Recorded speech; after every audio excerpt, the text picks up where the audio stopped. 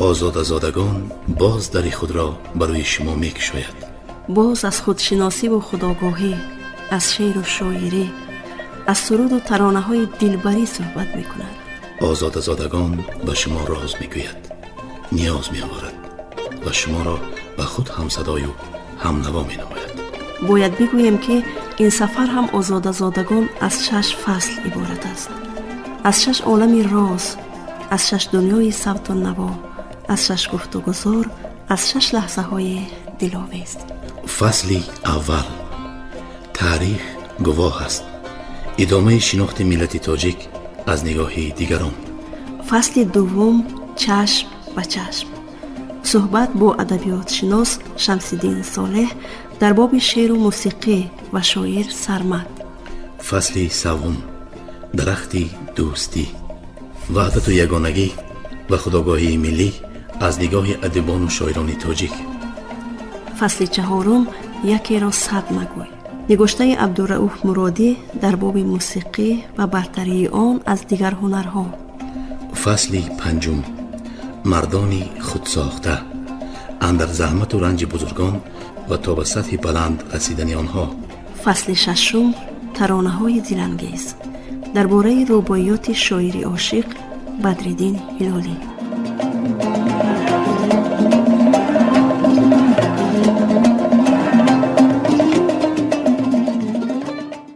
تاریخ گواه است.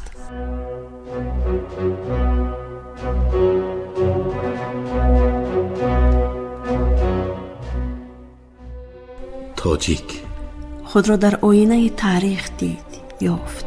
تاجیک زبان آباد کرد، برای یار و دیار جانش را دریغ نداشت.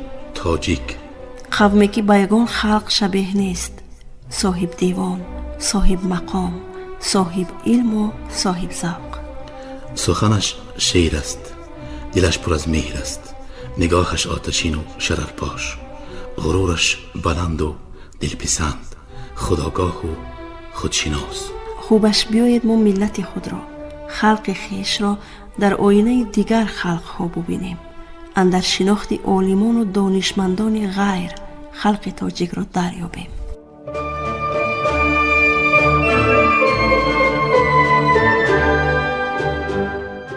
تاجیکان بخشی از همسیت شماری امارت بخارا بوده، بر همه قوم‌های دیگر منطقه برتری همه جانبه دارند. استرماوخوف، عملدار، 1875.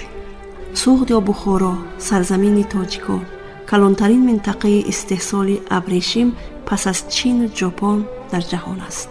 ویلکینز پروفسور، 1876. در تمام قلمروی آسیای میانه مکاتبه رسمی، حجتها و فرمانهای دولتی همیشه به زبان فارسی تاجیکی نوشته می شوند. رتلوف، شرق شناس، سال 1880. تاجیکان تا آنجایی که به من روشن است در سیاره ما تمثال یگانه مبارزه سنگین برای حیات می باشند که با وجود مقابلیت علیهشان دوام 100 ساله ها ادامه یافته برای خود راه گشاده توانستند. از روی بنیاد ساخت سر تاجیک بیانگر عالی تباری و اهل اوست. درباره استعداد مادرزادی روحانی آن نیز همین را گفتن لازم است. میدندورف، افسر آلمانی تبار روس، 1882.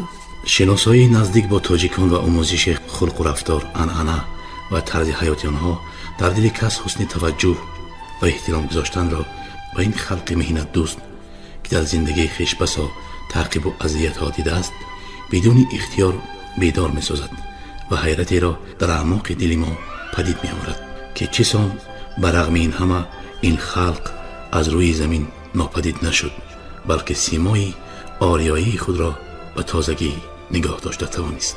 سربرنیکوف، افسر، سال 1896. از ساکنان آسیای میانه تاجیکان خلقی از همه باسواد و با فرهنگ بوده. همه دستاوردهای ساحه کشاورزی منطقه نتیجه زحمت آنهاست. تاجیکان بنیادکاری همه انشاءات آبیاری کشورند که به واحه‌های منطقه حیات می‌بخشند. گیر، مورخ، سال 1901. ایرانیان تاجیکان مردمی صاحب استعداد، جسور، روحان و جسماً تواناند.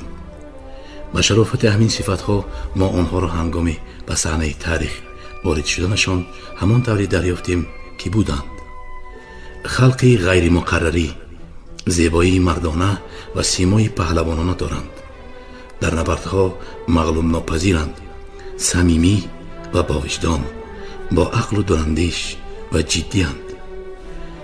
بیشتر نه به حضور و حلاوت و زیبایی حیات بلکه به مهنت کردن و آفریدن میل دارند و همین باعث شده که آنها کشاورزی را از شغل‌های عالی‌ترین و مقدس‌ترین می‌دانند.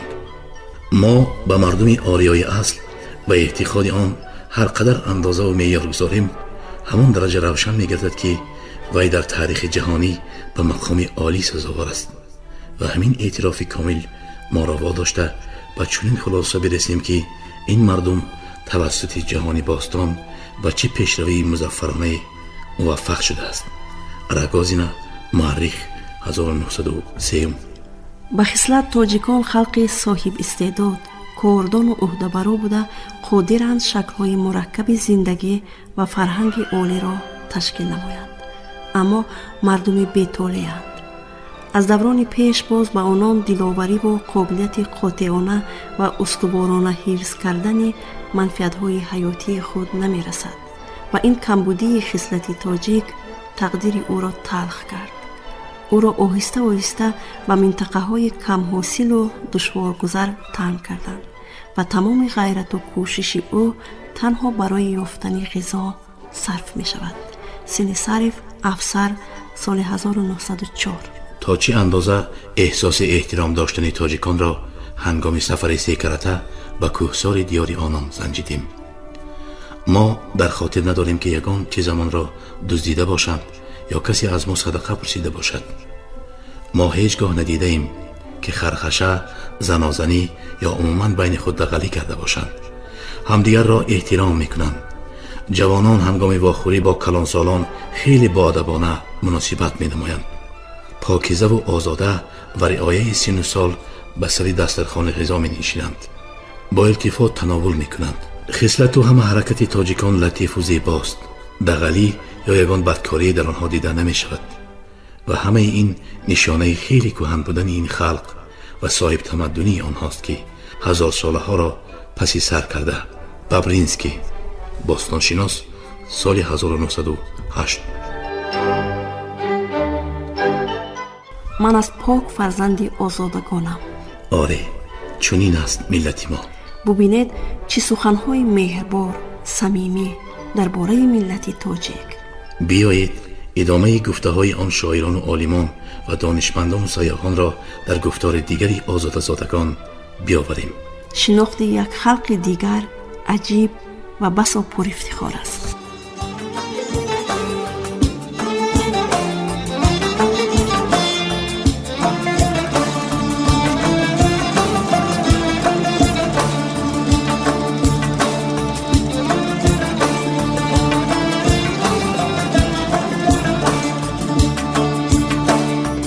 کشور پیرودکی را زاد او، شعر عالمگیر ما را داد او.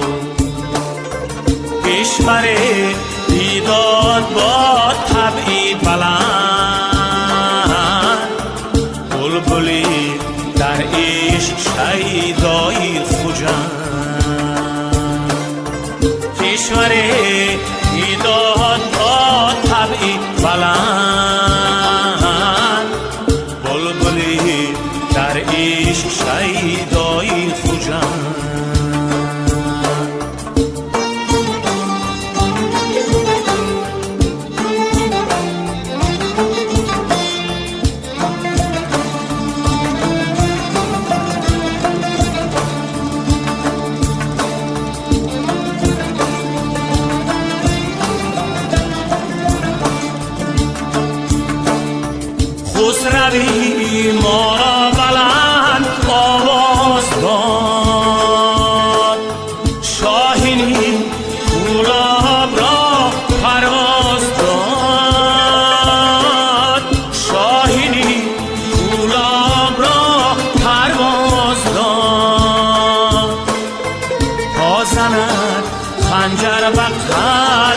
دشمنان شیر دل تیمور ملیک را آزاد کن تا زند خنجر به قلب دشمنان شیر دل تیمور ملیک را آزاد کن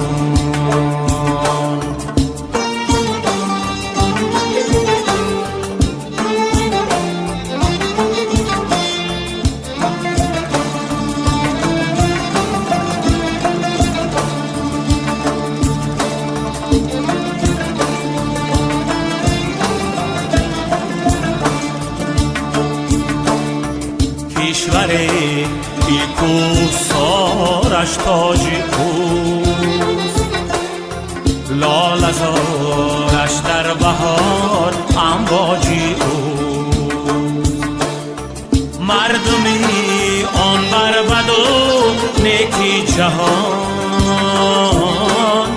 میکند نظاره از بامی جهان مردمی آن بر بد و نیکی جهان میکند نظاره از بامی جهان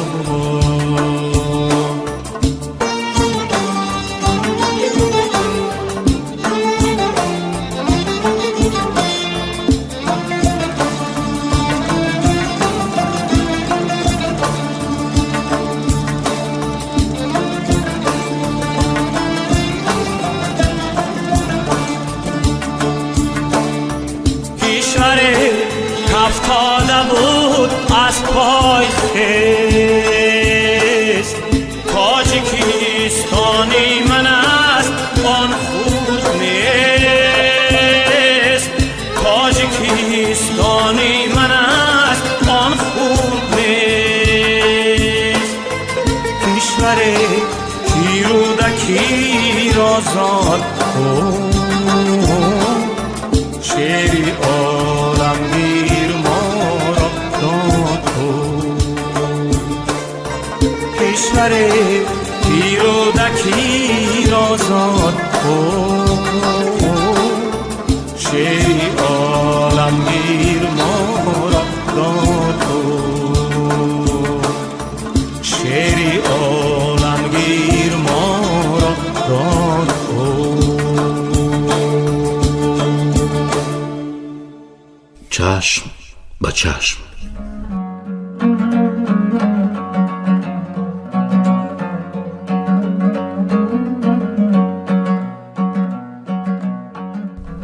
صحبت با ادبیاتشناس شمس‌الدین صالح زاده. شادی و غم میشناسد خاک بنیادی مرا آسمان پرورده است این روح آزادی مرا از رحیمی هستی بیرون آمدم آهی بلب زندگانی می نوازد سازی فریادی مرا. این مصرع‌ها از قلب شورانگیز و اسیانی یک شاعری آزاداندیش و خوشخیال سرمد روی صحفه درآمده است. اصلا در تاریخ شعر و ادب کم اتفاق افتاده است که سرنوشت اجتماعی و زندگی واقعی یک شاعر یا ادیب به سرنوشت اشعار و ایجادیاتش شبیه و مانند باشد. اگر چنین اتفاق افتاده باشد هم پس آن تنها نصیب سخنوران صاحب هنر و واقعی بوده است. از این جهت و یا از این زاویه دید اگر به روزگار و ایجادیات شاعر صاحب هنر و جوانمرگ تاجیک سرمد نگریم واقعا ماننده ها و شباهت های زیادی را بین سرنوشت شخصی و اجتماعی و آثار و ایجادیات او به مشاهده میگیریم. سرمد در یک از دهه‌های دوردست کوهستانی وادی زرفشان در خانواده عادی و زحمتکش دهاتی به دنیا آمده و خیلی بر وقت از آغوش گرم پرورشگری پدر محروم شده است. این جوانی اندیشه پرور از آوان جوانی به شعر و ادبیات دل بسته گاه گاه مشق شعر هم می کرده است. زندگی این جوان پر از پیچیدگی ها و نابرابری ها بوده. ضربه سخت دیگر برای او گذشت مادری یگانه‌اش بوده است. پس از این شعرهایش پی هم ایجاد می شدند و او را پی جستجوهای نو می بردند. در این دنیا اگر عاقل نباشد، کلام مردمی فاضل نباشد. نمیدانم چی میشد زندگانی اگر مردان صاحب دل نباشد.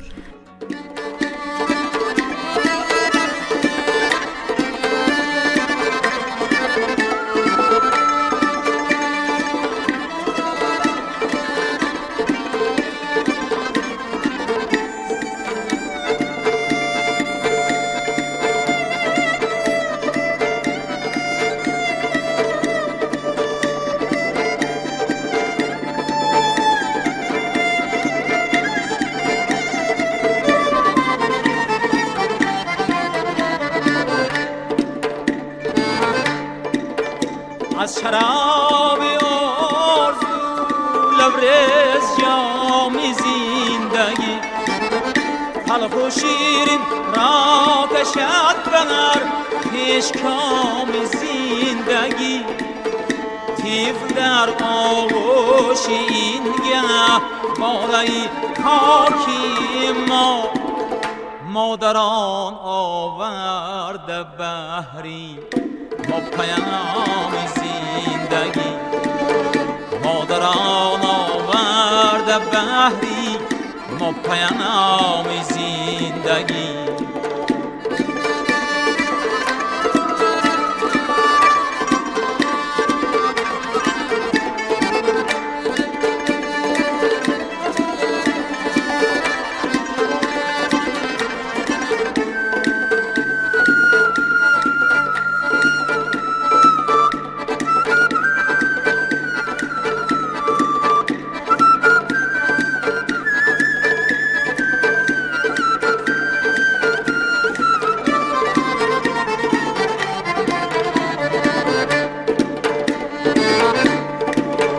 در جهان رفت و تا لحظه ای که زندم، هر که مادر بحر من باشد مرام زندگی.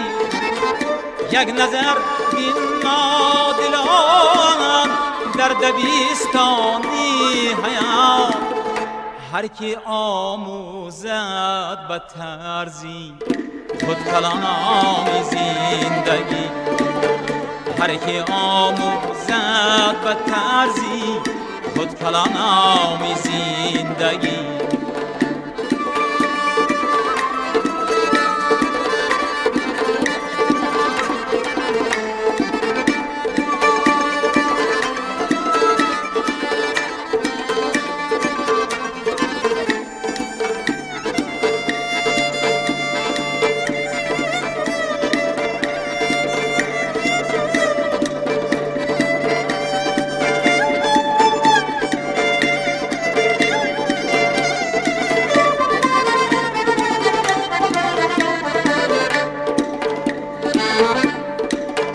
در طرف یا سرمدی شیق به گوش یار گفت،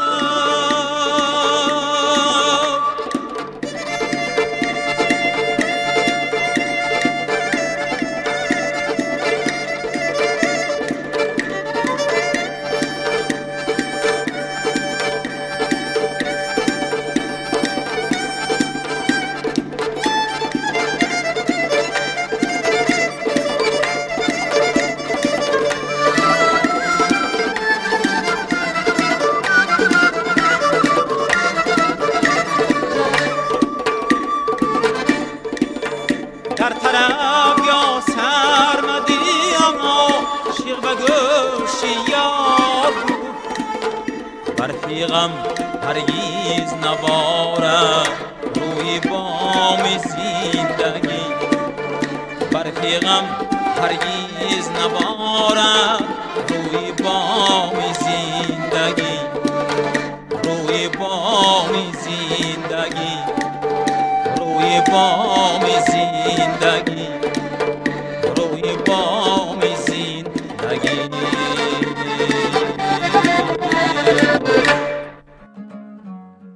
دامون ایجادیات این شاعری کوتاه عمر خیلی فراخ است. وابسته به همین موضوع حالا بیایید صحبت ما را با نامزد علم‌های فیلولوژی ادبیات شناس شمس‌الدین صالح زاده یک جا بشنویم. میخواهیم اطراف زندگی نامه بسیار پرآشوب و پر از شیب و فراز ولی خیلی کوتاه و با برکت شاعر سرمد صحبتی داشته باشیم.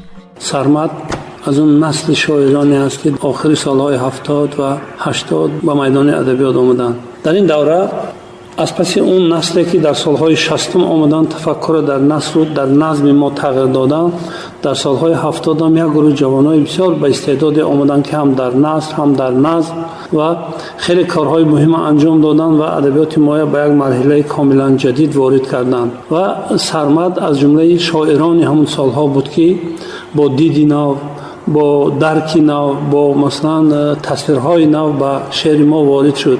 ما اگر توجه کنیم در شعر سرمد ادامه اون سنت هایی که از ابتدای قرن 20 از شعر استاد لاهوتی سر شده در ادبیات ما، یک سنتی شعر را به زندگی نزدیک کردن، به زندگی واقعی مردم نزدیک کردن و از اون درد و نیازهای جامعه سخن گفتن در شعر ما این سنت رایج شد و این سنت در سالهای 60 توسط ایجادیات مومن قناعت، لایق شیرعلی، بازار صابر، گلخسار و چند نفر دیگر خیلی رواج یافت و این مرحله های بودن که ادبیات ما با زندگی، با مردم، با خواننده خیلی نزدیک کرد و علتی اینقدر دلرس، دلنشین و ذهنشین بودن شعر سرمد هم در همین است که در همین مسیر و در همین روان قرار داشت. متاسفانه این شاعر بسیار استعداد ما خیلی عمر کوتاه دیدن، ولی در همین عمر کوتاه هم یک کتاب بسیار خوب، یک کتاب خواندنی، یک اشعار بسیار ناب برای ما به میراث گذاشتن که من گمان میکنم که سالهای زیاد از این خواننده تاجیک استفاده میکند.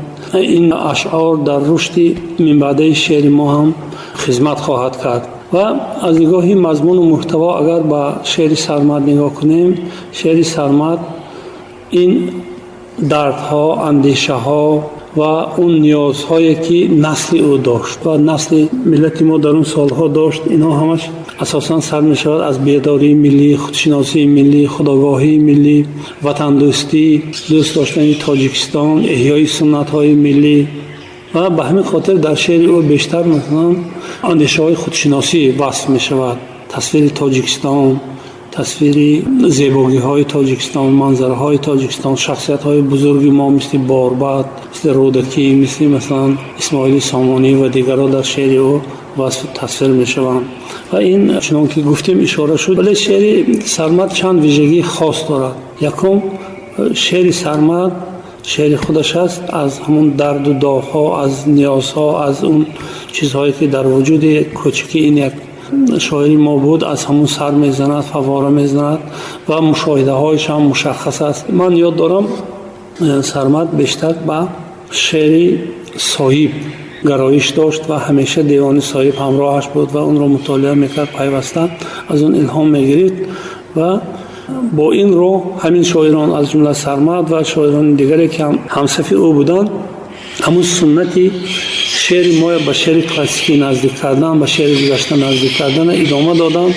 و ببینید که مثلا در همین 2-3 ساله آخری سالهای سده 20 در خود شعر، در محتوای شعر، در سبک نگارش شعر، در بسیار مسائل هنری شعر ما بسیار تغییرات های جدی شدن و از جمله مثلا در قطار اون استادانی که این شعر این کارهای انجام دادن یک عده جوانان بودند که در قطار آنها سرمد هم بود و شعرهای بسیار خوب با ما به میراث گذاشت. مخصوصا مادرنامه او در ادامه اون مادرنامه استاد لایق، استاد ترسونزاده و دیگرای ادامه میدهد، ولی با مثلا ویژگی های خاص خودش دارد. مثلا یک چیز مهمه که من در همین مادرنامه شاعران ما مشاهده میکنم این است که از استاد ترسونزاده سر کرده این سنت در ادبیات ما آغاز می شود. در همین مادرنامه ها اگر شما خواننده با دقت توجه کرده خواند، چهره مادری تاجیک روشن دیده میتواند. مثلا همون شعر استاد لایق به کنجی صندلی بنشسته شبها مادری پیرم، شاید جامعه دامادی میدوزی به سر امید. این جامعه دامادی فقط مادری تاجیک میدوزد. تمام آرزوهاش در همون جامعه افاده میشود که مثلا در روزی عروسی مثلا فرزندش در قامت وی دیده ارمانش میشکند. در دیگه خلقها نیست این چیز.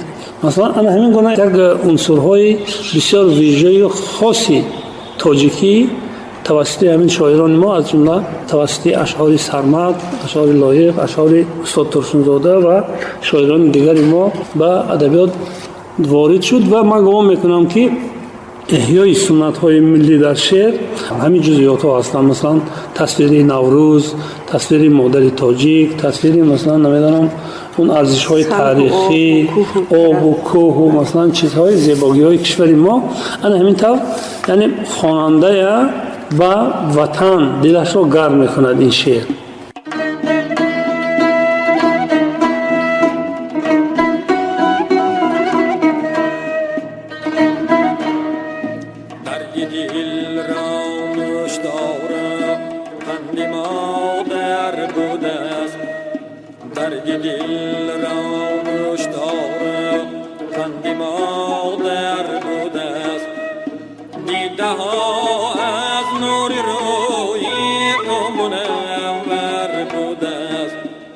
شعر طفلان می شود یه جا بی حرف و قلم، کودکان را روی دستی مامین بر بوده است، کودکان را روی دستی مامین بر بوده است.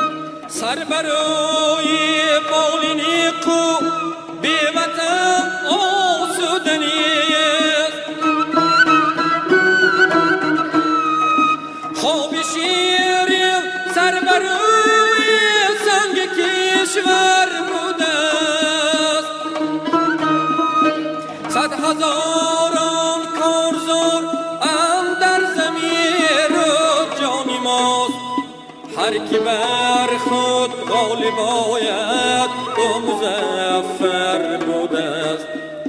هر کی بر خود غالب آید او مظفر بوده است.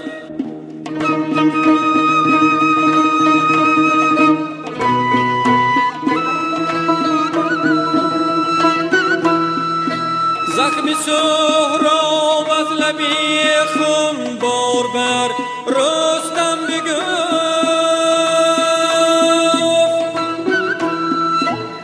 دریغ آزوری تو از پشت خنجر بوده است. دل به فریاد آمد و بر سرمدی شوریده گفت، دل به فریاد آمد و بر سرمدی شوریده گفت، بهترین گنجی که گم کردیم مادر بوده است. بهترین گنجی که گم کردیم مادر بوده است. یک جهتی بسیار خوبی شعر سرمد اون است که آهنگناک است و آن را زیاد هنرمندان به رشته آهنگ کشیدن و حتی در شعرهای خودی شاعر هم همین واژه‌های موسیقی خیلی فراوان استفاده شده. سلامت باشید. این یک سنتی بسیار عجیب است در ادبیات ما، از دوره استاد رودکی سر می شود. دیروز در یک محفل نشسته بودیم، گفتن که در کلام سرچشمه ها آمده است که خیام суруд мехонда аст. Аммо рубоиҳоша ҳамаша худаш бо оҳангу мусиқӣ замзама мекардааст. Баъд ман шӯхӣ кардам, ман гуфтам ки Хайём суруд мехонданд, лекин устод Рӯдакӣ мусиқӣ меофариданд. ва воқеан ҳамин суннат дар адабиёти гузаштаи мо будааст ва дар аксари шоирои бинедага ҳамин назокати оҳангнокии шеърашон аз ҳамун завқи мусиқиписандии худашон сарчашма мегирад. Масалан қариб аксараш ва аз ҷумла масалан Сармадам خودشون مثلا تا جایی که من یاد دارم بعضی غزل‌های با آهنگ زیبا با صدای زیبا دارن و زمزمه میکردن میخواندن و این گونه بسیار مثلا ما شاعرای زیاد داریم و ادیبای زیادی داشتیم که این کارا میکردن و به نظر من همین ذوقی درک موسیقی و درک زیبایی شعر یک استعداد یک هنری مشترک است که برای بسیار شاعرای ما و بسیار حافظای هم بودن. حافظایی هستن که مثلا شعر و سرودشون خودشون می آفرن. سرمد بسیار آدم صاحب ذوق بودن و من با ایشون سالیان زیاد همراه مثلا میشتیم، صحبت میکردیم، میگشتیم و بسیار آدم ذوق بلند داشتن، درک موسیقی، درک مثلا نزاکت شعر، نزاکت سخن بسیار خوب درک میکردن. و این از مطالعه بسیار عمیق ایشان با ادبیات کلاسیکی با شعر گذشته ما بود. مثلا همین غزلیات حافظ اون وقت مولانا کمتر دسترس به اون سالو، انا سعدی شیرازی مخصوصا صاحب بعد اون که دیوان صاحب قریب پر از بر میدانستند و در هر مورد از اون میخواندن از این شعرها داشت میکردن. بله همون ذوقم از همین است، چون که همون عروض وزن عروض که هست و در زمینه موسیقی است و طبیعی است که مثلا شعر در قالب مثلا یک ریتم و یک آهنگی معین مثلا جاری می شود و سخنی موزون به همین خاطر میگن شعر را که سخنی موزون است، یعنی با نظام و وزندار و آهنگناک و موسیقیناک است. اصلا که شعر اصل باید آهنگ داشته باشه. بله. سلامت. چون شما با خودی سرمد شخصا یعنی شناسایی داشتید، همکاری داشتید، هم نشین بودید، شاهدان میگویند که اکثر وقت سرمد در توی سرها بر رقص سما میپیچیدن. یعنی این هم درست است؟ این گرایششون به ادبیات صوفیه بود، بسیار ورزیدن و همه کارشون کار زیبا بود. من یک چیز مشاهده کردم که همین سرمد همچون شخصیت، همچون انسان، یک انسان بسیار پاک. یک روز این خانهشون با تریزه داشت. از تریزه خانهشون از پایان درخت سیبی همسایه قبط یکمشون. من شاهد همین باشم. بعد که میشه شمال شد و همین تریزه کشادگی بود، دو دانه سیب از همون سیبای وای با همین از تریزه درون رفتید. همین سیبای بردم پایان در تق تق کردم و خانمی همین صاحب خانه برام سیبای دراز کردن، گفتن سیباتون نگیره. و خانم بسیار حیران شد که این چی گفتن گپ باشه. بعد گفتن نه باید شمال شد سیباتون در خانه ما افتید، من آوردم که گرید گفته. همین خیلی یک چیزای بسیار جالب داشتن، همین خیلی چیزای بسیار انسانی پاک بودن واقعا و انسانی پاک بودن، انسانی شریف بودن، انسانی بسیار شکسته نفس بودن و شما بینید که از هم شعرشان هم معلوم همین شخصیت شاعر در شعرش بسیار روشن تجسم می شود و از همون شعرشان احساس میکنیم. مثلا ما درباره فردوسی یگان سرچشمه نداریم، سرچشمه خیلی کم است، درباره فردوسی خیلی معلومات نداریم، یا درباره خیام بغیر از همون یک مقاله که درباره چیز می‌برد نظام عروضی در 4 مقاله دیگر سرچشمه درباره خیام نیشاپوری که ما همچون شاعر بزرگ رباعی سرا در دنیا خیلی معروف است چی نداریم، ولی از طریق اشعارشون، از طریق همون رباعیاتشون یا از طریق شاهنامه شخصیت فردوسی، شخصیت خیام مثلا درک میکنیم، میشناسیم، چون که در شعر آدم تمام وجودش انعکاس میشود، همون شخصیت شعر گوینده را. برای ادبیات اصیل همین خیلی است و وقتی که ما همون شعر سرمد میخوانیم همون شخصیت یک شخصیت پاک، به آلایش، فروتن و بسیار انسان شریف پیش نظر ما جلوه میکنه.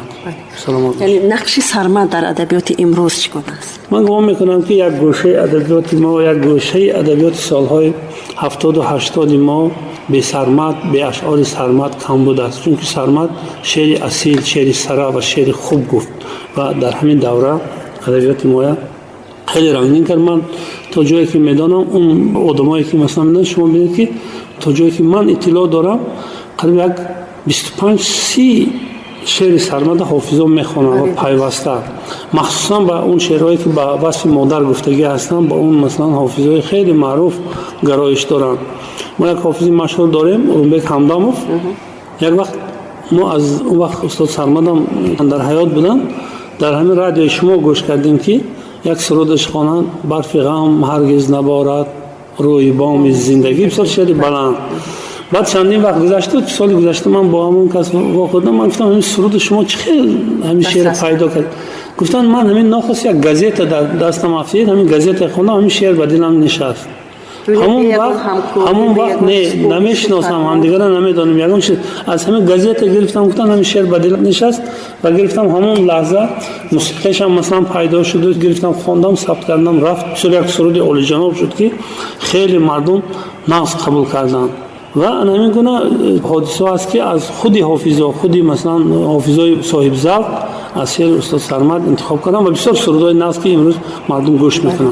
با اندیشه شما خودی شاعر وقتی که شعر ایجاد میکند به نظر دارم مثلا شاعران اصیل را اندیشه میکند که شعری او سرود میشود و بیشتر همون شعر رو سرود بلند پرواز میکند به دلها میشود و مشهور. اینجا دو چیز است، ما شاعرای سرود نویس داریم لیکن شاعرای شعر نویس داریم. شاعرای سرود نویس خیلی اونا معلوم که هدفشان مثلا در یک دایره چیزی موسیقی با مثلا کمپوزیتورها همکاری میکنن، با یا حافظا همکاری میکنن و موافق موسیقی همونا سرود میسازن سرود. لیکن اون شاعرای دیگری که مثلا شعر شما موسیقی کلاسیکی ببینید که تمام متنهایش از شعر کلاسیکی است.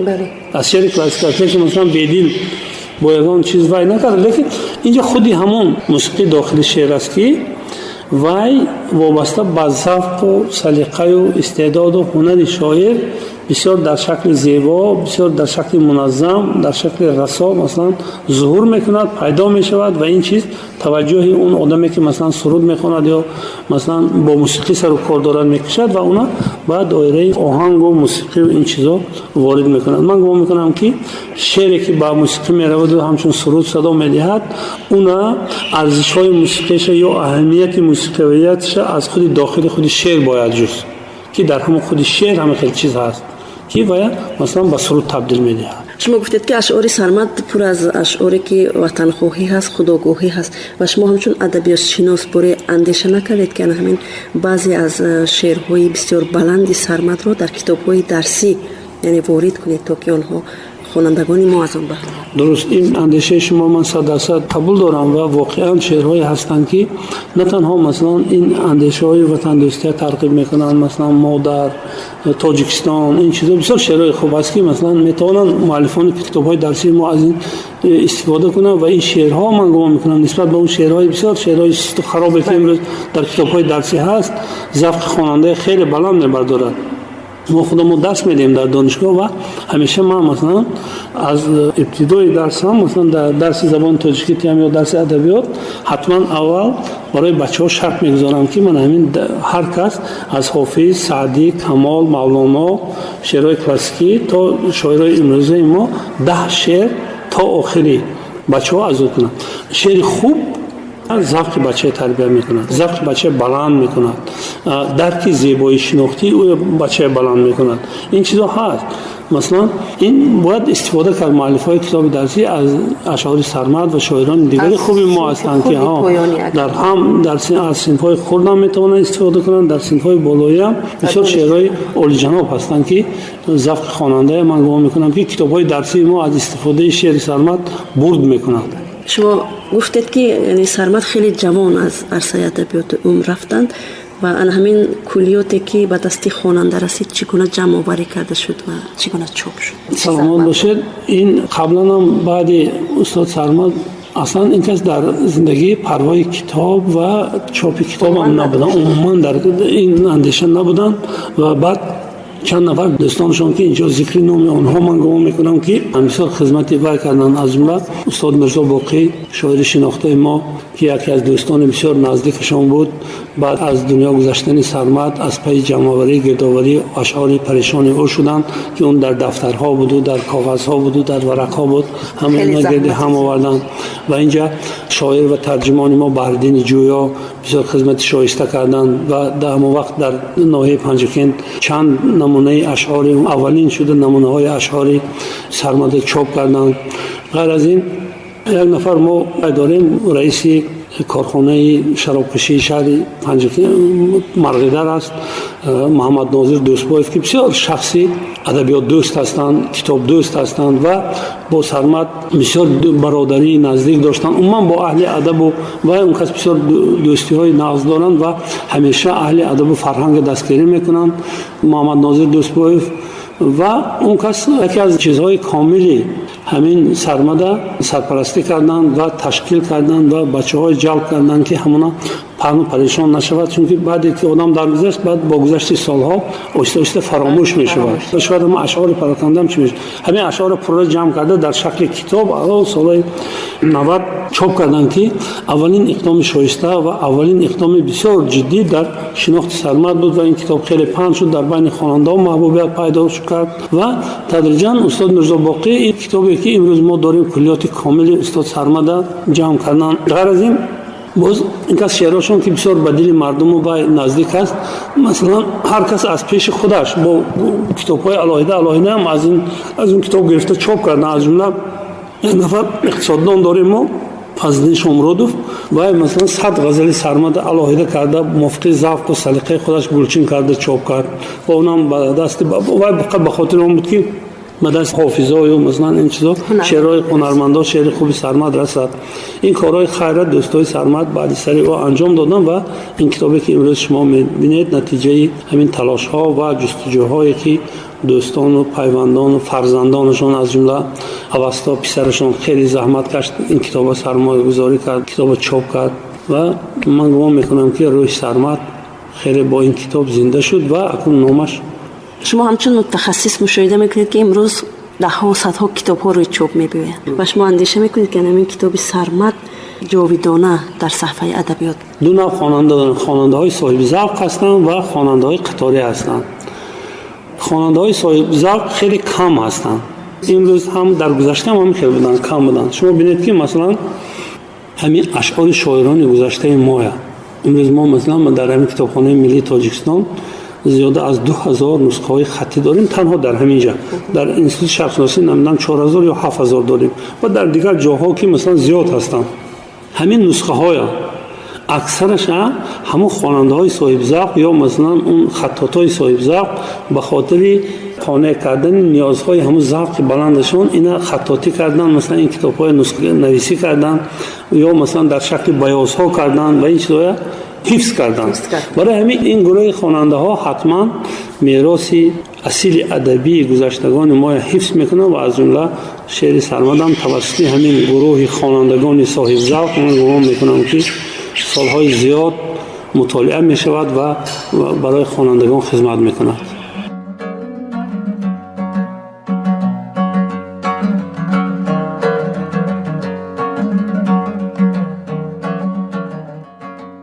شنیدید شنوندگان عزیز، خیلی که هم صحبتی ما ابراز داشتند اشعار سرمد بازتاب زندگی فردی اوست. وی درد و غمها و اسیان و طوفان‌های ظاهری و باطنی خویش را به حیث یک انسانی وارسته در قالب شعر بیان نموده از خود یک دیوان پر از آب چشم را به یادگار گذاشته است. در آخر یک غزل شاعر سرمد را از کلیات او پیشکش شما شنوندگان نکته سنج می‌گردانیم. ای دلا غافل چرایی روزگاران بگذرد، همراهی گل نشعه‌ای فصلی بهاران بگذرد. قدر یک دیگر نمی‌دانیم در بزم طرب، لحظه تنهایی ما قدر یاران بگذرد. کودکی شیرخواره را باشد بر این مادر بهشت، طفل رهپیما شود از بحر دامان بگذرد. همراهی این عمر کوتاه از ضمیر زندگی، خاطری در داشنایی ما پریشان بگذرد. مرد آن باشد که چون حلاج آید زیر دار، تا حقیقت زنده باشد. شنوندگان عزیز، از ما در نامه شاعر در بخش‌های آینده آزاده زادگان با شما صحبت می‌کنیم.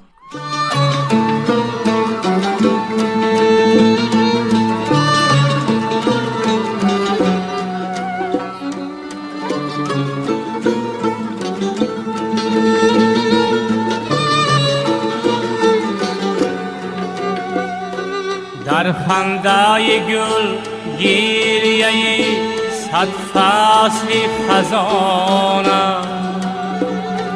این خنده یک لحظه گران است و گران است. بر قامت خم گشته پیران زری سا،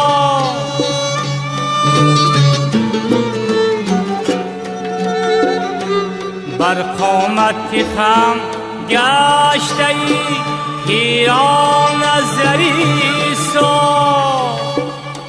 یک عالم غم همراهی دستوار روان است.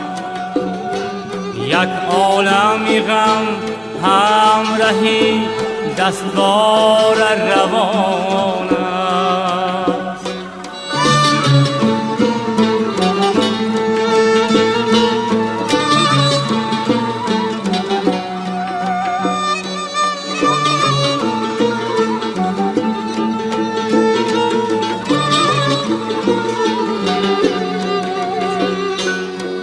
چهره‌ای پرچین بلاهی تو چی نقشی، پیرایه‌ای کلکی که روزی گذران است. شاهینی نفس بالی پریدن نکشاید.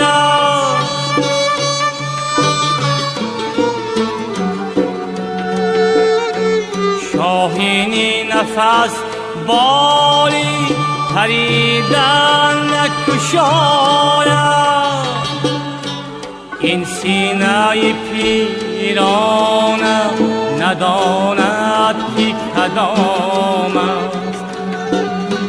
این سینه پیران نداند که کدام است.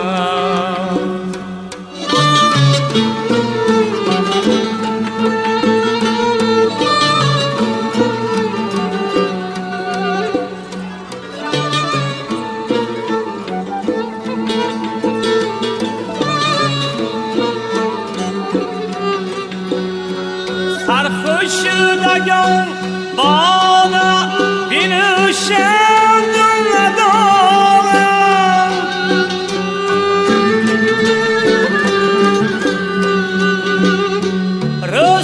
رسرخیم لحظگی از خون لزان است.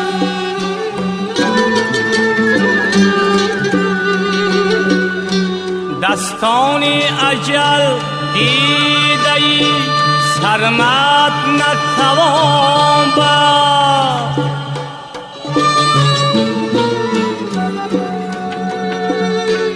دستانی اجل دیده‌ای سرمد نتوان برد.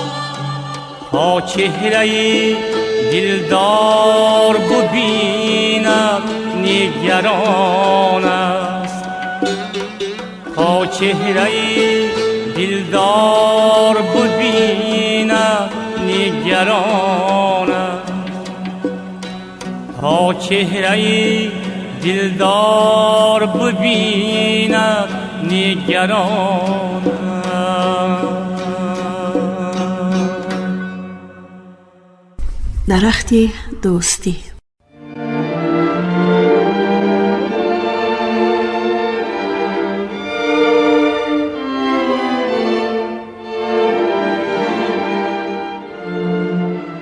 برای دلی که تشنه دوستی باشد همه جا دوست فراهم می شود. خلق تاجیک از ازل ترانه دوستی می سراید. درخت مهر و اعتقاد را در دلها سبز نگاه می دارد. تاجیک تواند با مهر و محبت در دل خود را برای دیگر خلقها بکشاید، حتی برای دشمن خویش. همین است که استاد ابو عبدالله رودکی سروده: هیچ شادی نیست اندر این جهان برتر از دیدار روی دوستان. ببینید این شاه بیت را، این مهر و صداقت را. از تمام دارایی های جهان دیده دیدار دوست بالاتر و اولاتر می استد. دوستی در دل است نه در زبان، دوستی در جان است نه در گفتار. جدایی از دوستان جانی را شاعر برابر مرگ می داند. جهان را تاریکستان و به نور و ضیا می یابد. او می گوید هیچ تلخی نیست بر دل تلختر از فراق دوستانی پرهنر. چقدر عاقلانه و ساده و روان ما را هشدار داده سلطان شاعران. همین پند، همین نکته های بلند بود که خلق تاجیک دوستی را از همه بالا دید. به مکر و فریب باور نکرد. دشمنان دوستنما را حتی به خانه‌اش و میهنش ره داد. دل صاف و بی‌آلایش و باوری به انسان و خلق‌های جهان داشتنش ما را در تاریخ خوب شناختند و از باوری و دوستی امان هم خیلی خوب استفاده نمودند.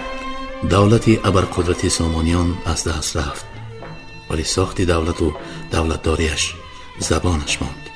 دستور شد به غاصبان و دشمنان.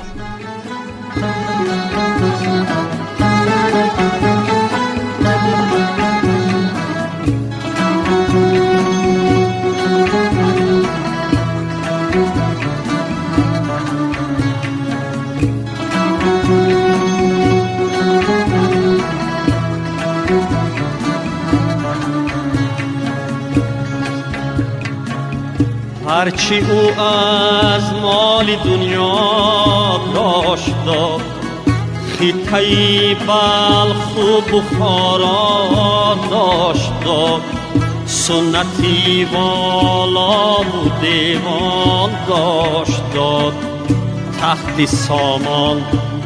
سامان داشت داد.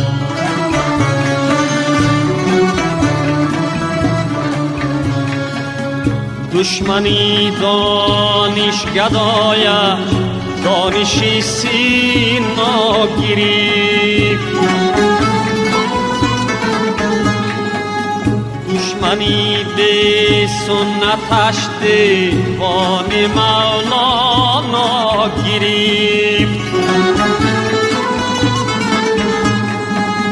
دشمنی صورت پرستش صورتی به ذات برد، دشمنی به خانه اش در خانه او جا گرفت، دشمنی به خانه اش در خانه او جا گرفت.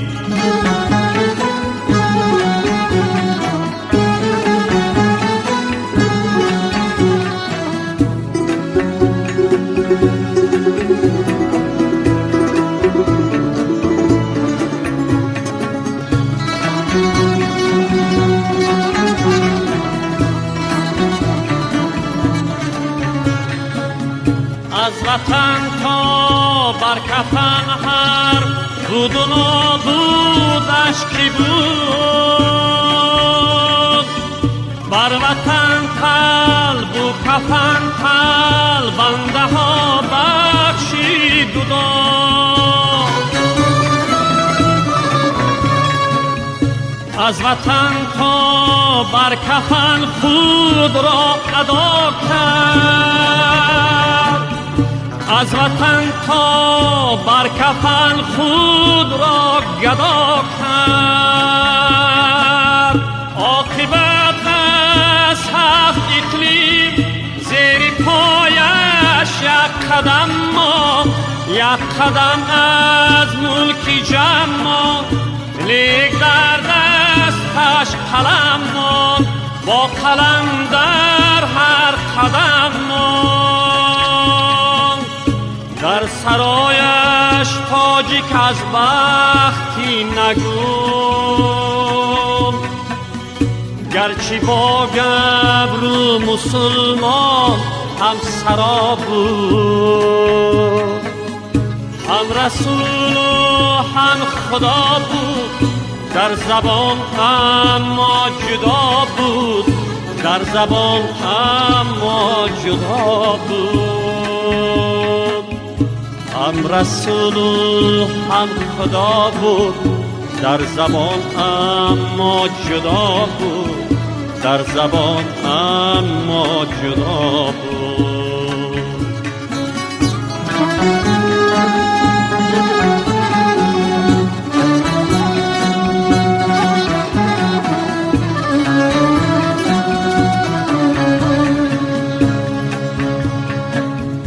آج گم کرد و زبان را گم نکرد، آج گم کرد و زبان را گم نکرد، تخت گم کرد و زبان را گم نکرد، وقت گم کرد و زبان را گم نکرد.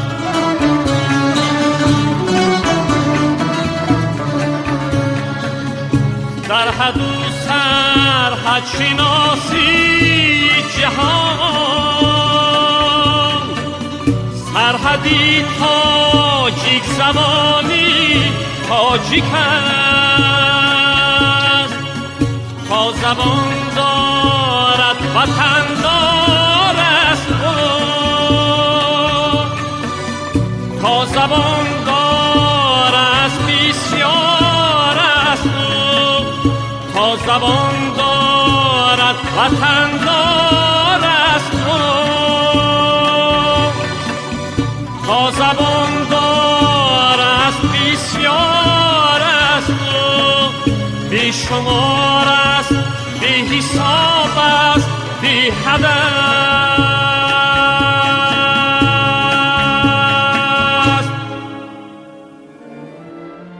خیلی و خیلی مکرانه و بیرحمانه این خلق ساده دل و زود باور و دانا و صاف دل را استفاده کردند. تاجیک زبان آباد کرد، تاجیک شهر ساخت، تاجیک اختراع کرد، تاجیک تمام علمها را فرا گرفت. خونیاگری تاجیک، عالمی تاجیک، ریاضیدان تاجیک، در علم طب و هندسه و طبیعت شناسی معلم تاجیک، فیلسوف تاجیک. خدایا با اینقدر عالمان عالمگیر باز این خلق را به قتل میرساندند، میخواستند تخم این ملت در تاریخ نماند، ولی باز محتاج علم و دانش و فهمیشش میشدند. عرب گفت تاجیک و یا فارس تواند علم را تا کبریا برد. یونانی با حیرت سخن دلش را ناگاه افشا ساخت. فارس زیبایی را در روی زمین آورد. جشن‌های این قوم همه مقصدناک و پایداری رسم و آیینشان است که آتش آنها را نتوان خاموش ساخت. مغول با درد با هراس گفت زینهار از این خلق هوشیار باید شد، اگر نام و ناموس تاجیک کمی تحقیر یابد تواند که بهر حمایه آن از جاه و جانش بگذرد و خود را قربان سازد. خلق دلیر و دانا و دوستخواه را در دوام تاریخ سر می زدند. از 7 ساله تا 70 ساله می کشتند. باز ملت سرسخت و جان سخت سر می کشید. خود را چون صید 1001 زخم خورده و ضرب دیده زمین را کنده کنده، کوه را خانه ساخته، در دل سنگ با ناخن مکان بنیاد نموده، خود را لیسیده لیسیده شفا می بخشید. از نو احیا می کرد، از نو سر می کشید. خلق تاجیک در دوام تاریخ مرغ سمندر را می ماند که از درون آتش و آب بیرون می آمد. سرو کشمیر را می ماند که از نو سبز شده، از آن شاخ و برگی بریده و شکسته باز رسته، باز بار آورده، باز رو به خورشید نموده.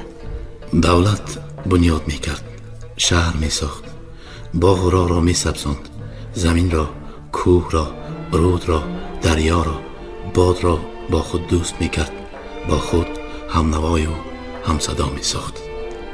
آن قوم هزار جبر و سختی های تاریخ را دیده باز درخت دوستی را می سبزاند. با تمام خلق ها می خواست دوستی و برادری را به میان گذارد. خلق تاجیک عقیده داشت که در اتحاد و دوستی باید که حتی اختلاف فکر و عقیده به میان نیاید، وگرنه دوستی به جا نمی ماند.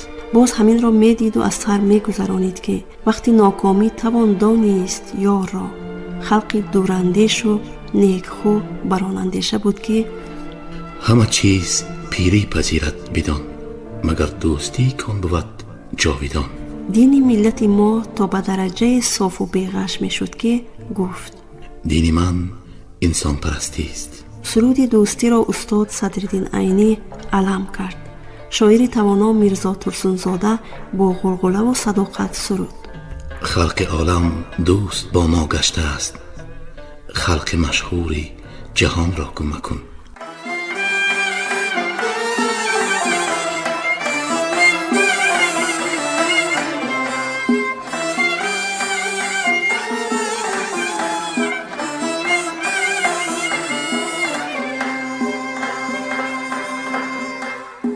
توانی دوستان را گم مکن، دوستانی مهربان را گم مکن.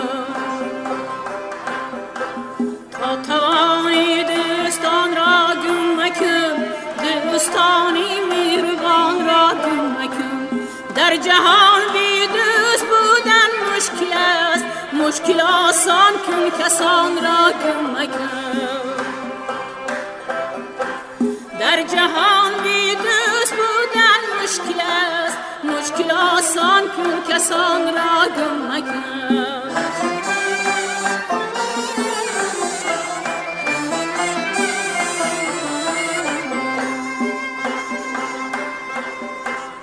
دوست را از دوست جانم فرق کن، دوستی پیوندی جان را گم مکن.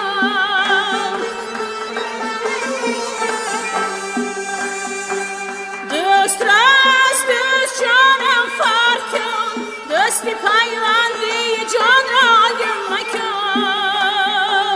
چشمه الهام ما خلق است بس، خلقی مشهوری جهان را گم مکن. چشمه الهام ما خلق است بس، خلقی مشهوری جهان را گم مکن.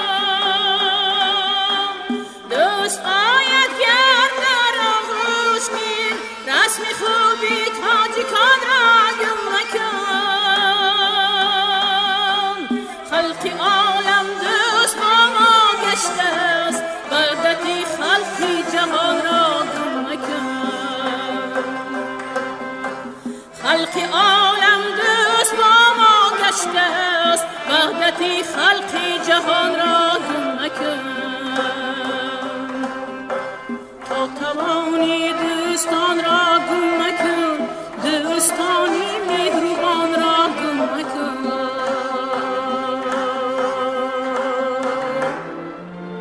استاد لایق شیرعلی با غرور تاجیکی گفت: بده کاسه گل آب انگور ما، که نزدیک سازد رهی دور ما.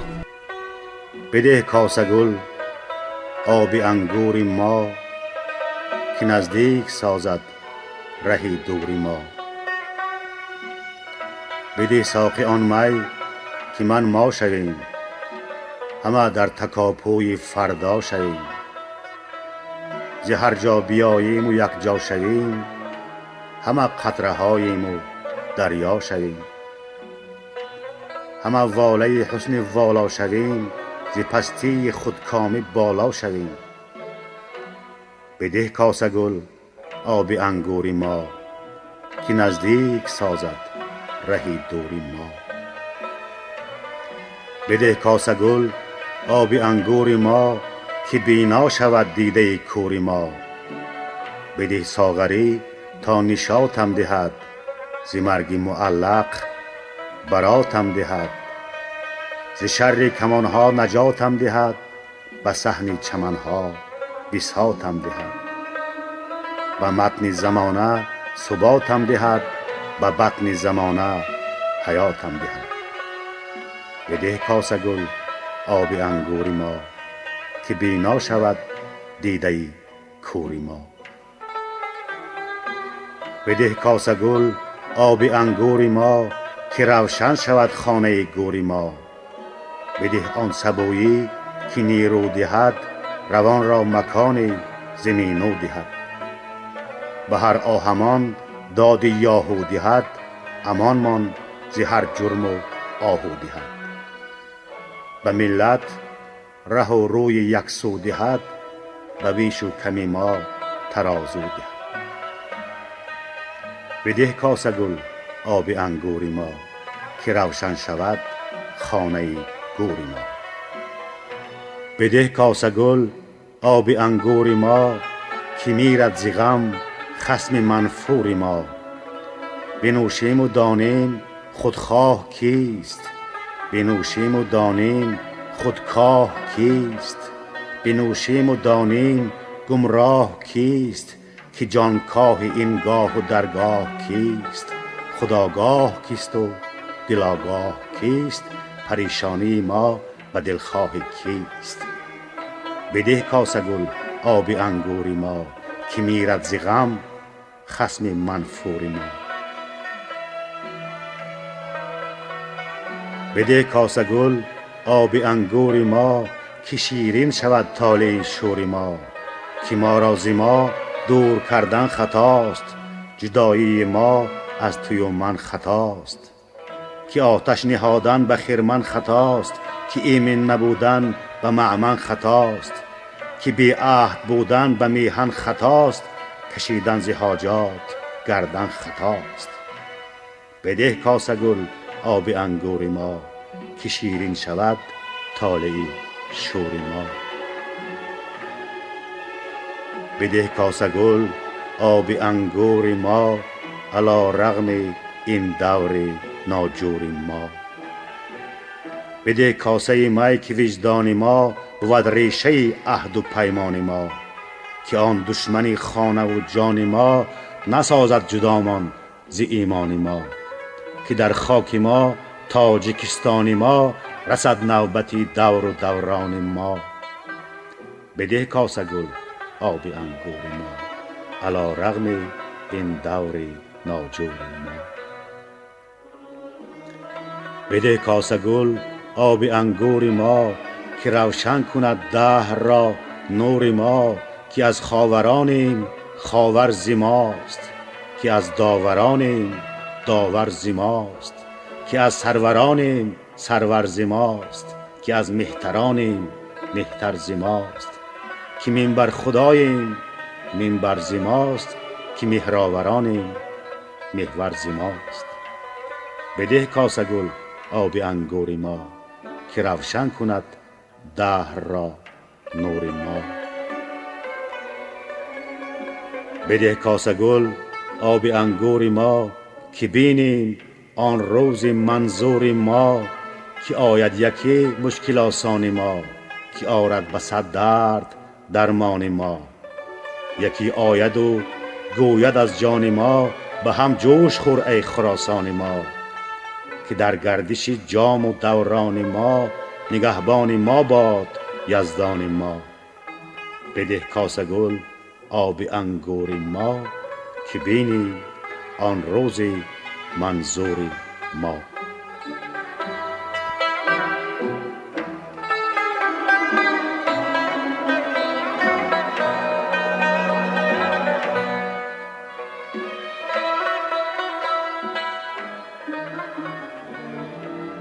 شاعر داستان سرا و صاحب مقام ما مومن قناعت ترانه وحدت را سراید و همچنان ما را هشدار دهد.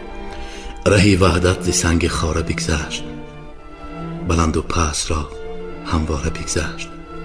حذر کن از رهی دلهای سنگین، که هر کی زان گذشت آواره بگذشت. دیگر شاعری سخن سنج و معنی سنج بازار صابیر بگوید. عجم را جمع نوروزی عجم کرد، چو انجم انجمن در تختی جمع کرد. عجم جمع و عجم جمع و عجم جمع، به دور گلخنی نوروزی جان. بانوی آتشنهاد گلرخسار با شور و شوق و درد سخن دلش را بیرون ریزد. وطن شاهنامه روحی تو را در پرتوی نور و ضیا با کلک امید و وفا ایجاد خواهم کرد. وطن از سنگ‌های بر سرت بشکسته فرزندهای ناسزاوارت تو را بنیاد خواهم کرد، تو را آباد خواهم کرد. سرود دوستی میهن پرستی پر و بال میکشاید، کشور ما آباد میشود.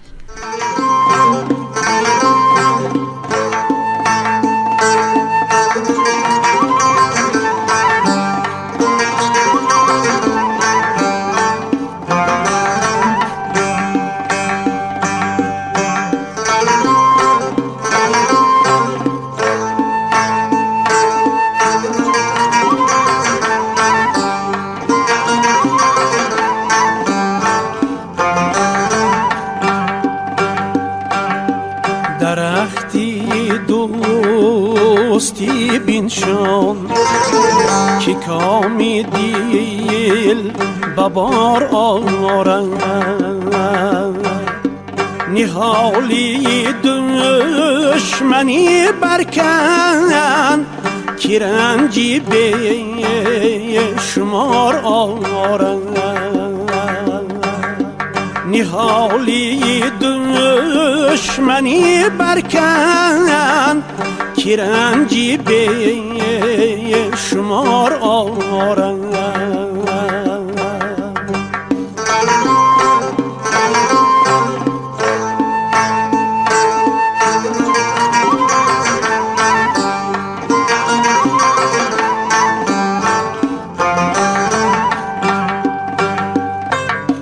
چو مهمانی خراباتی به عزت باش باریندان یار یاره که دردی سرکشی جانا گرت مستی خمار آرند، که دردی سر کشی جانا گرت مستی خمار آرند.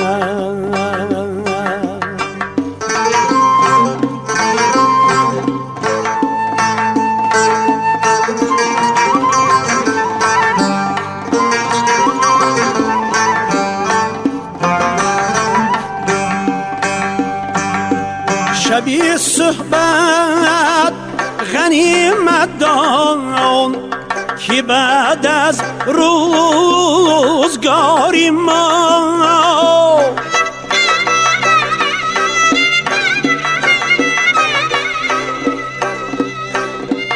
بسی گردیش کند گردون، بسی لیل نهار آرد،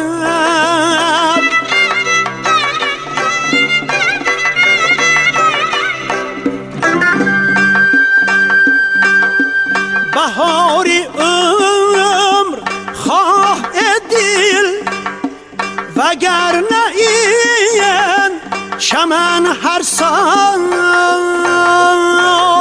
یار یاره جان جانه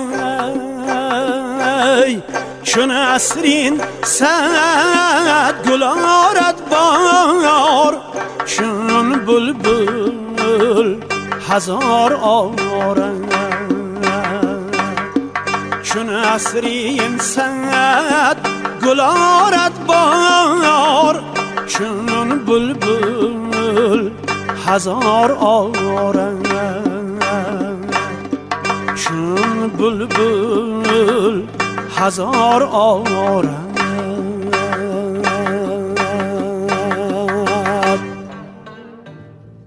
درخت دوستی به قعر زمین ریشه میکشید.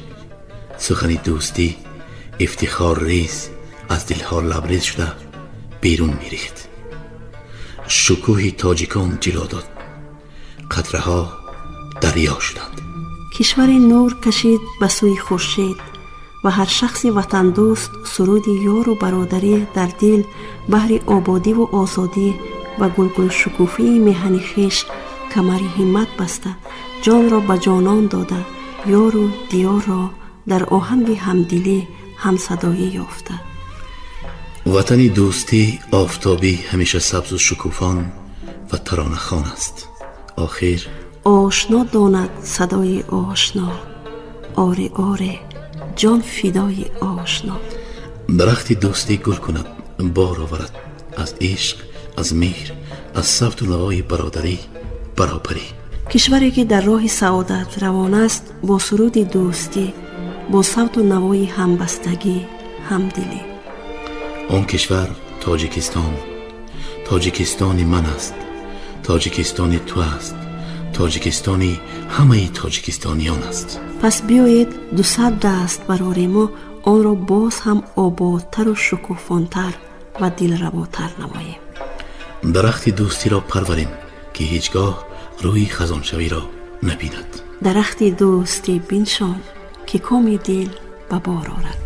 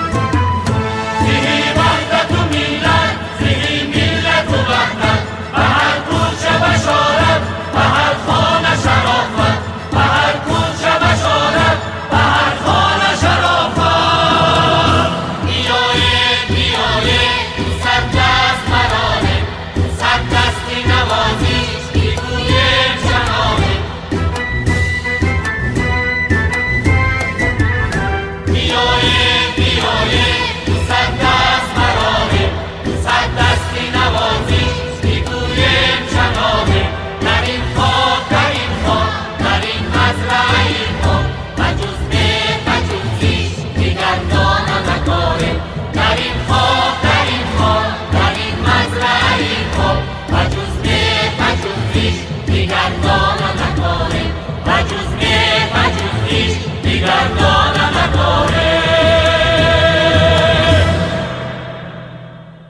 یکی‌رو صد مگوی.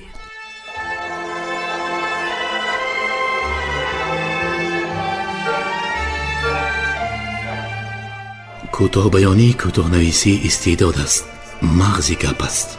با چنین کار استعداد فطری در کار و مغز پررای و پخته لازم است. خود در ادبیات کلاسیکی کوتاه بیانی را ما بیشتر در گفتگوی عالمان و دانشمندان صاحب مقام و روزگار دیده دچار می‌شویم.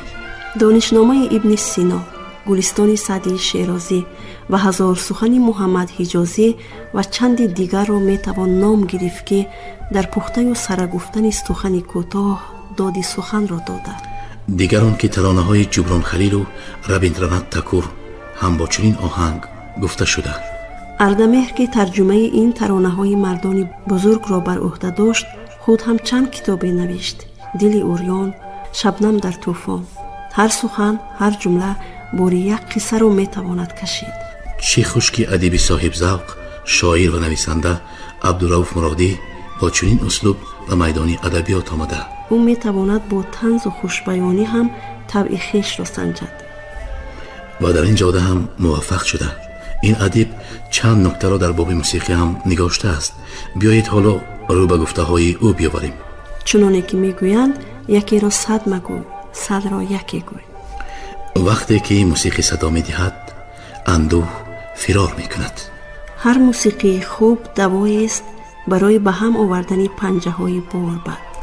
موسیقی زبانی است که به ترجمان احتیاج ندارد. فرح بخش چشم زیبایی است، فرح بخش دل موسیقی است. موسیقی عشق را رنگین و شیرین و عاشقان را به هم قرین میکند. وصلگری عاشقان است موسیقی. هر روز ساعت موسیقی گوش کنید تا روحتان خسته و روحتان بسته نباشد. پدرم هرگاه که اندوه زده میشد خواهش از من میکرد: پسرم غم کشی مرا بیار، و من زود دوتاری پدرم را روی دستش میگذاشتم. موسیقی قطب نمایی است بهر دریافت راه به سوی دلها. موسیقی قلم را تیز، شمشیر را کند میکند. آنی که به اندازه کافی موسیقی گوش نکرده است آدم کامل بوده نمیتواند. موسیقی سرچشمه مصفایی اند که همواره مزرعه عقل را شاداب میسازند. اگر هر بار موسیقی دوشبار اندوه ما را سبک نکند، زیر فشار این بار گران درخت قامتمان بر وقت خم خواهد خورد. ادامه گفته های نویسنده عبدالرؤوف مرادی را میتوان در گفتار آینده آزاده زادگان بشنوید.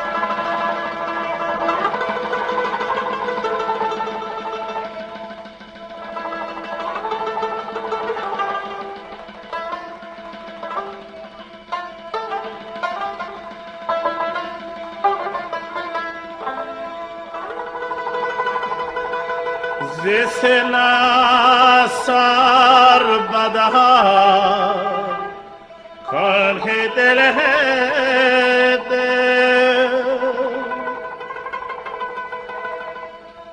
برق سارم نظر کلح دل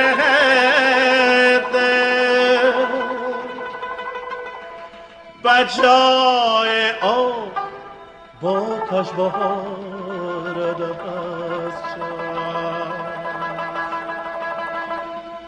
از آن آتش هزار کنه دل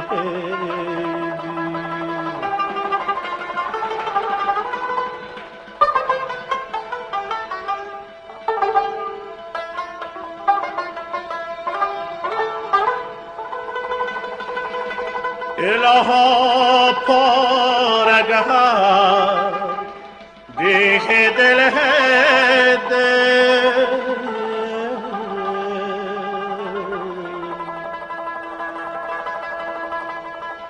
چمن به چارگهر دی دل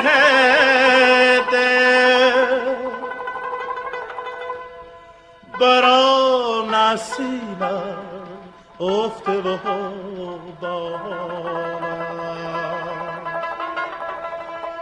چمن آوارگهر دی دل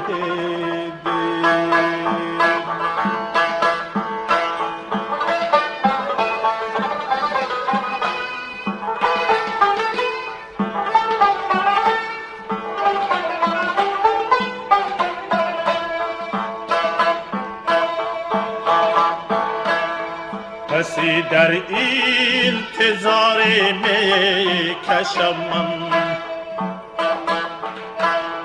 نمی آیه چرا از خانه بیرون ببین زهر فراقت می چشم مرا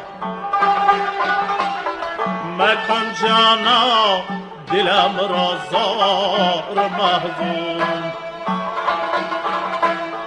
ببین زهر فراقت می چشم مرا مکن جانا دلم را زار محزون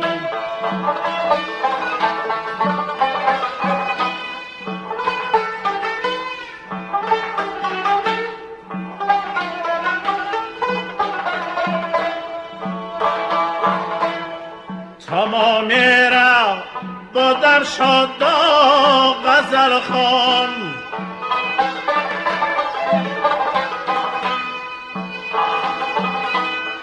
که حالا پیش بازم برایی نکنده از رخ من چشمی خندان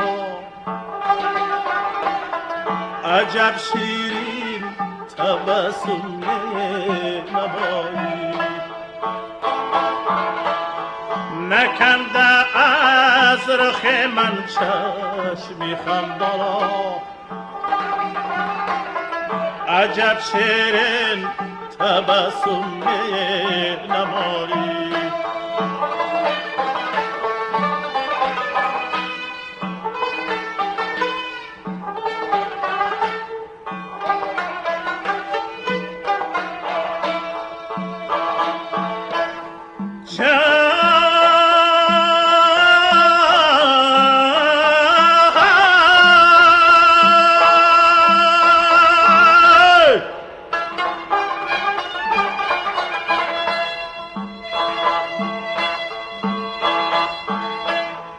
بجایین همه یاری دلارا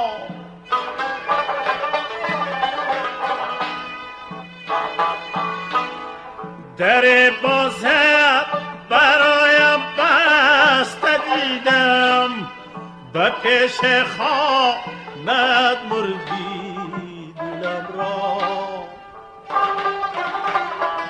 پریشان ها لپر بشکست دیدم و پیش خانت مرغی دلم را پریشان ها لپر بشکست دیدم مردانی خود ساخته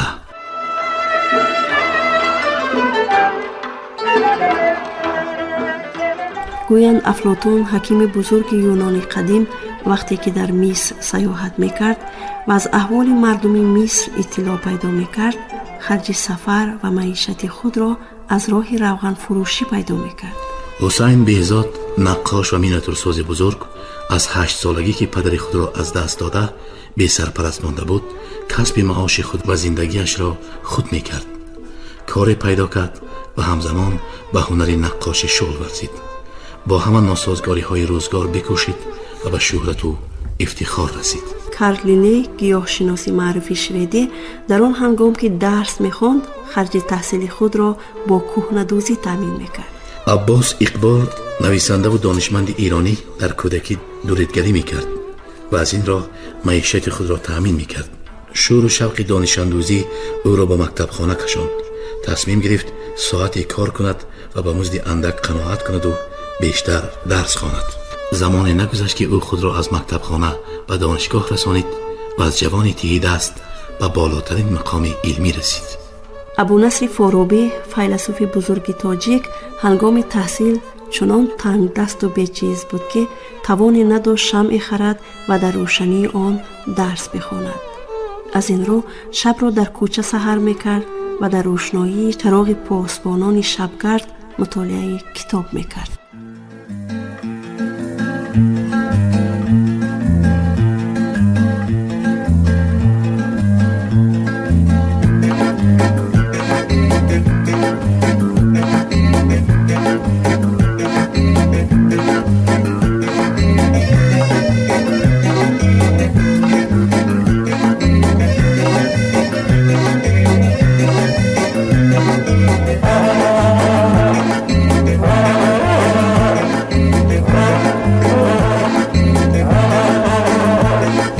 مستم مستم ز بوی جانان مستم مستم مستم ز بوی جانان مستم ابریشم قرمزی به دورش بستم ابریشم قرمزی به دورش بستم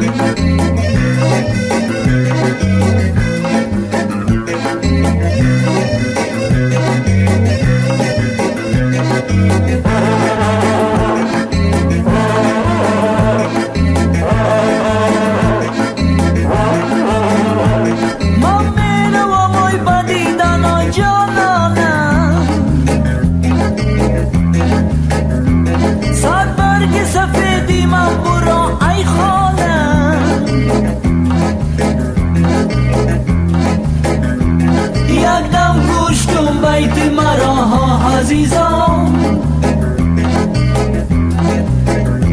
یک دم گوش کن بیت مرا ها عزیزان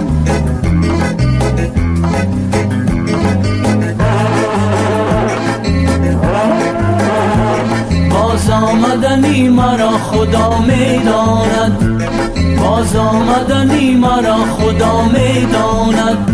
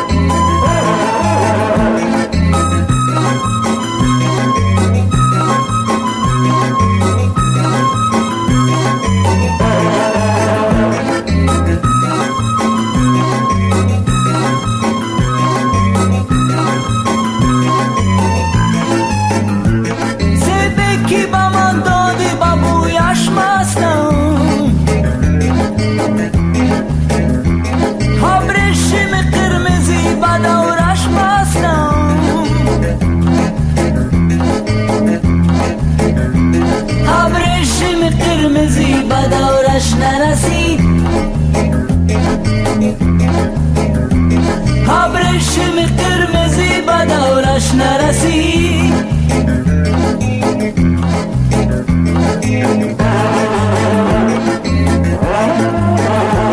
تا سال دیگر در انتظاری دستم تا سال دیگر در انتظاری دستم مستم مستم ز بوی جانان مستم ابریشم قرمزی به دورش بستم مستم مستم ز بوی جانان مستم ابریشم قرمزی به دورش بستم مستم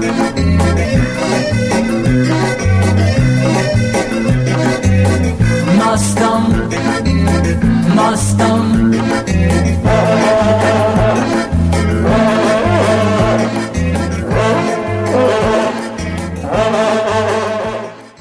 ترانه‌های دلانگیز.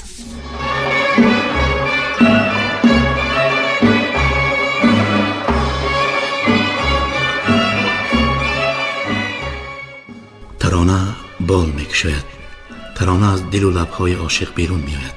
خونیاگران نغمه به ساز میزنند و ترانه خوانی میکنند. هر کو می عشق را به جامش کردند، از دوری درد تلخ کامش کردند. گویا همه غمهای جهان در یک جا جمع آمده بود، عشق نامش کردند.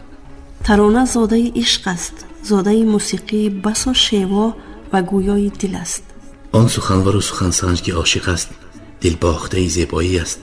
ترانه گوید، ترانه سراید. روبایی و دو بیتی ترانه را معوا بخشند، ترانه را به آهنگ خوش و دلبرانه فروزان نمایند. شاعری که ترانه سرایی می کند، ربایی و دو بیتی می سراید، او از آهنگ زندگی آگاه است. علم موسیقی را در احساسات خیش طبیعی یافته. موسیقیت سخن در کلام و حرف آنها گویا از طبیعت ناگاه ناخواست پیدا می شود و او می سراید، نه اینکه سخن می سازد، کلام می جوید. طبع روان و استعدادی بلند ناگه سخن را با موسیقی بیرون می آورد، بیرون می ریزد، بیرون می نماید. بسیار شاعران را می دانیم که در این یا آن شکل شعری ممتازند. شناخته شدند، اما کم شاعری را می‌دانیم که روبایی نگفته، روبایی نسرایی. روبایی سرایی را اگر استاد ابو عبدالله رودکی به ادبیات چون گنج نایاب آورده باشد، حکیم عمر خیام به اوج اعلایش رسانید. روبایات فلسفی و عشقی رایج شد و شاعران را محو ساخت خود نمود. آخر روبایی استعداد فوق‌العاده شاعری را می‌خواهد، طلب می‌کند. شاعر عاشق بی روبایی بودن را نمی‌بخشد. ما شاعر عاشق و دردمند عشق بدرالدین هلالی را همچون غزالسرا مخصوصاً در گفتن غزل‌های عشقی ممتاز می‌دانیم، می‌شناسیم. بله، چون شاعر عاشق در ایجاد روبایی تیز دادی سخن را می‌زند، به نوا می‌آید، بی خودانه می‌سراید.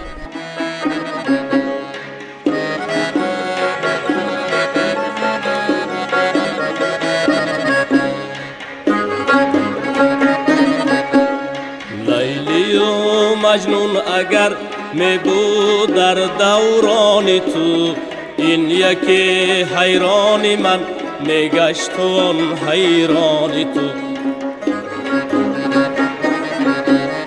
دامنی خود را بکش امروز از دستی رقیب، ورنه چون فردا شود دستی من و دامان تو.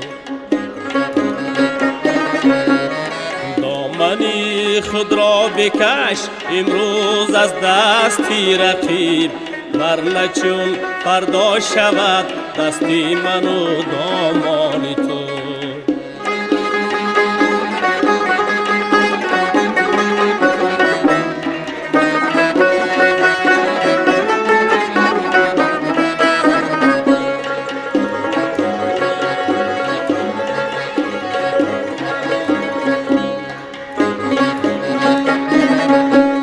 زخمی پیکانی تو را مرهم چرا باید نهاد؟ زخمی پیکانی تو را مرهم چرا باید نهاد؟ گر کسی مرهم نهد باره هم از پیکانی تو. گر کسی مرهم نهد باره هم از پیکانی تو.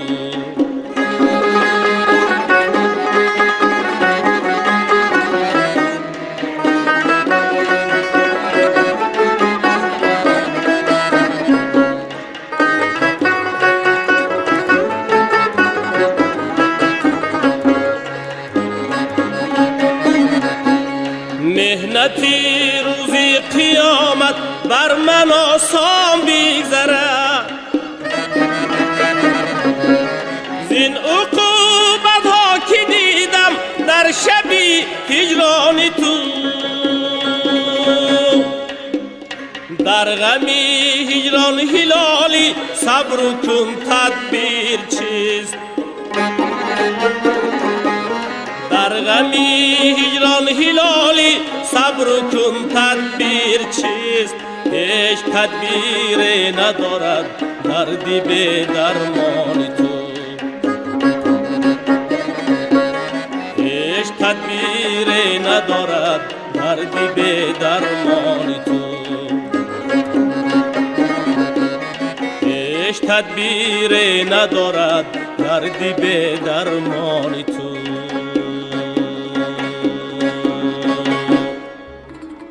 شنوندگان عزیز، بیایید حالا رو آریم بر روایات عشقی بدرالدین هلالی. آن روایات را راوی خوشلحن اشور قرائت نمودند.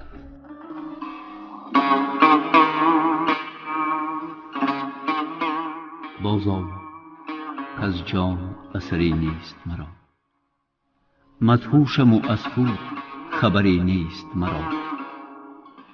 خواهم که به جانب تو پرواز کنم، اما چی کنم بال و پری نیست مرا.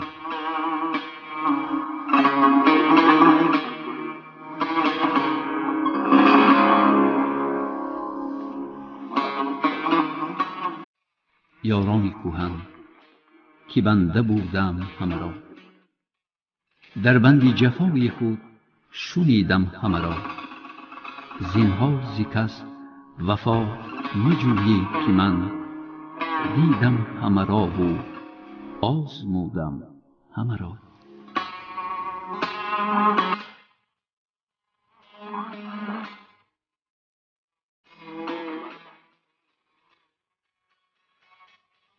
آینه نور است رخ یار این شب، ای مه بنشین در پس دیوار این شب. ای مهر بپوش روی خود را در ابر، ای صبح دل خویش نگه دار این شب.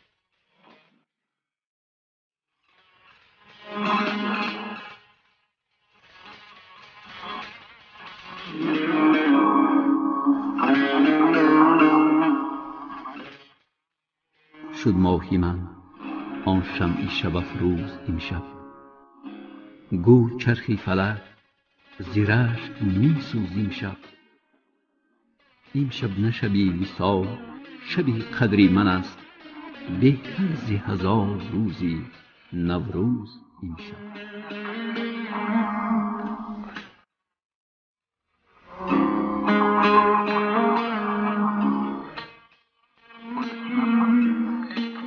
گر دل برود من نروم از نظرت، ور جان بدهم خاک شوم در گذرت. چون گرد شوم بر آستانت آیم، بنشینم و برنخیزم از خاک درت.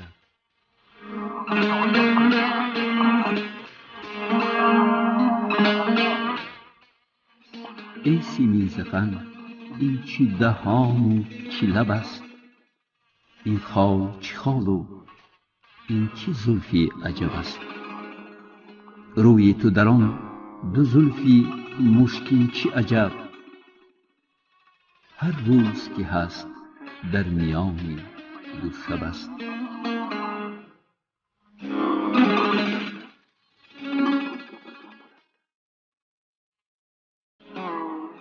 از بس که مرا دولتی بیدار کم است، گفتن نتوان که تا چه مقدار کم است.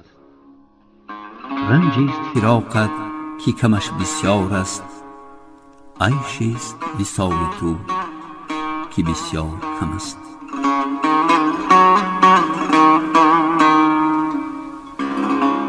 در عالم بی وفا کسی خرم نیست، شادی و نشاط در بنی آدم نیست. آن کس که در این زمانه او را غم نیست، یا آدم نیست یا از این عالم نیست.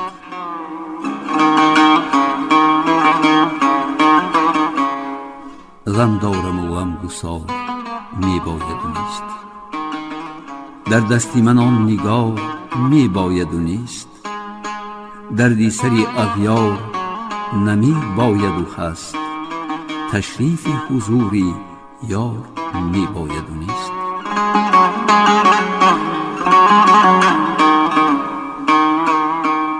امروز مرا غری پریشانی نیست، در مشکلی من امید آسانی نیست. غم کشت و مرا و کس به دادم نرسید، بالله که در این شهر مسلمانی نیست.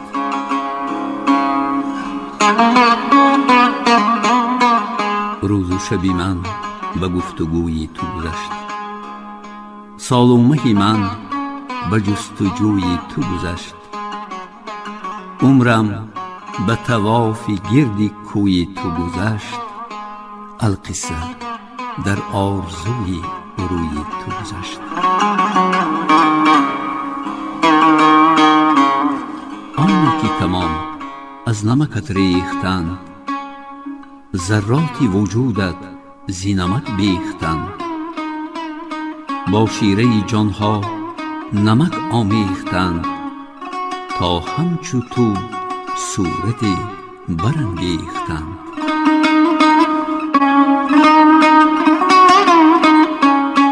چون صورت زیبای تو انگیختند، صد حسن و ملاحت به هم آمیختند.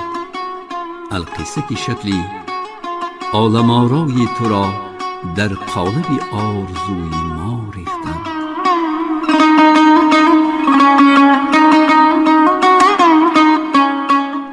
کس که می عشق به جامش کردند، از دوری درد تلخ کامش کردند. گویا همه غمهای جهان در یک جا جمع آمده بود، عشق نامش کردند.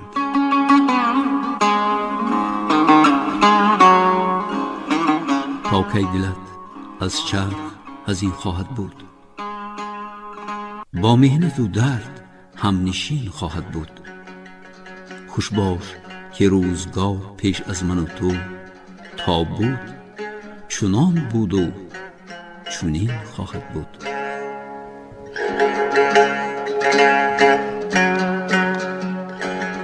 دیدم که یکی دو دست از سنبولی تر بربسته و خوش نهاده در پیش نظر.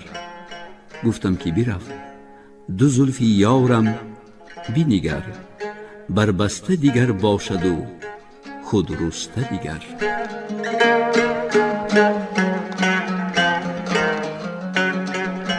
یار آمد و یار دلنواز آمد باز، بهر دلی خسته چاره ساز آمد باز. عمرم همه رفته بود از رفتنی او، صد شکر که عمری رفته باز آمد باز.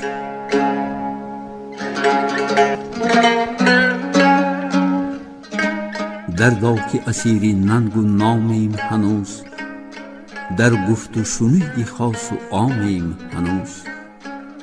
شد عمر تمام و ناتمامیم هنوز، صد بار بسوختیم و خامیم هنوز.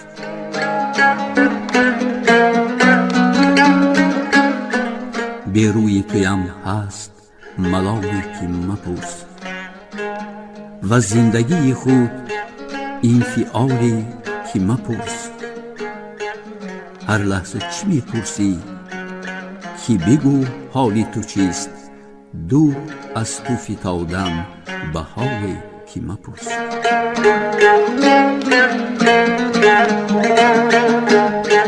امروز زهد میگذرد سوزی فراق، وین شعله آهی آتش افروزی فراق. روزی عجبی پیش من آمد یا رب، این روز قیامت است یا روزی فراق.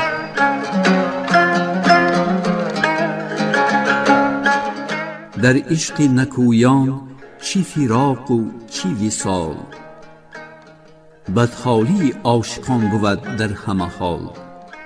گر وصل بود مدام سوز است و گداز، و از هجر بود تمام رنج است و ملال. من باده به مردمی خردمند خوردم، یا از کف خوبانی شکرخند خوردم. هرگز نخورم زی باده خوردن سوگند، حاشا که بجای باده سوگند خوردم.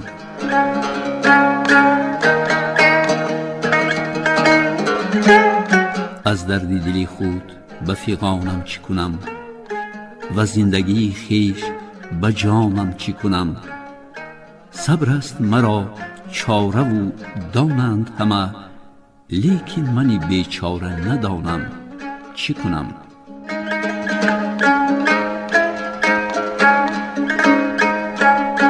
نی از تو حیات جاودان میخواهم، نی عیش و تنعمی جهان میخواهم. نی کامی دل و راحتی جان میخواهم، آنی که رضای توست آن میخواهم. تا چشم تو عشوه ساز خواهد بودن، صد دل شده عشق باز خواهد بودن. تا از طرف تو ناز خواهد بودن، از جان ما نیاز خواهد بودن.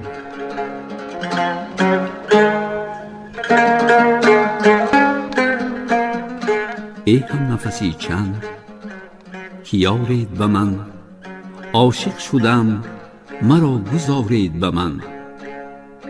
چندم گویند که از فلان دل بردار، من دانم و دل شما چی دارید به من؟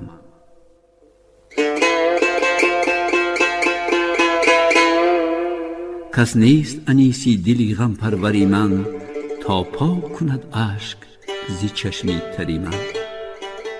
سویم همه آبی چشم می آید و بس، آن نیز روان می گذرد از سری من.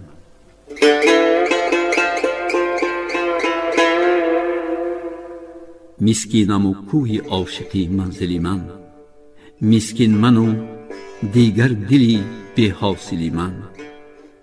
ای جانی حزین تو نیز مسکینی کسی، مسکین تو و مسکین من و مسکین دلی من.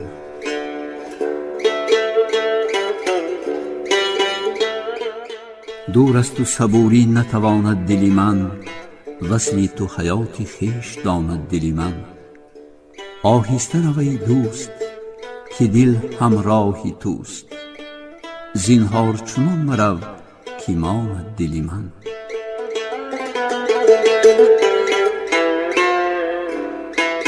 سبحان الله چی شکلی موزون است این، از هرچی گمان برند افزون است این. نتوان گفتن که چیست یا چون است این، کز دایره خیال بیرون است این.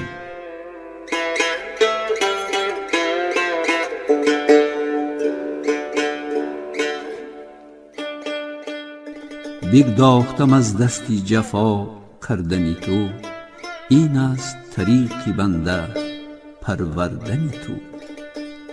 گر من به گناهی عاشقی کشته شوم، خونی منی بیگناه برگردنی تو.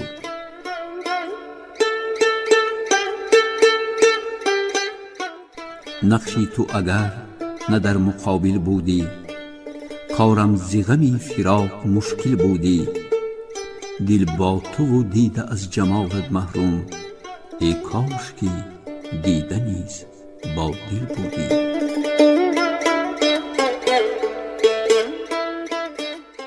گه در پی آزاری منی رنجوری، گه بر سری بیدادی منی محجوری.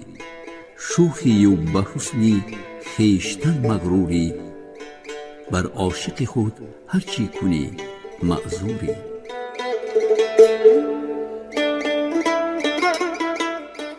در پنجه غیر پنجه کردن تا کی، سیم از پولاد رنجه کردن تا کی.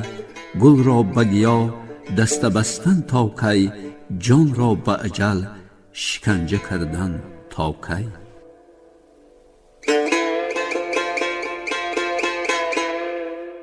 با هر کی نشینی و قدح نوش کنی، از رشک مرا خراب و مدهوش کنی. گفتی که چو می خورم تو را یاد کنم، ترسم که شوی مست و فراموش کنی.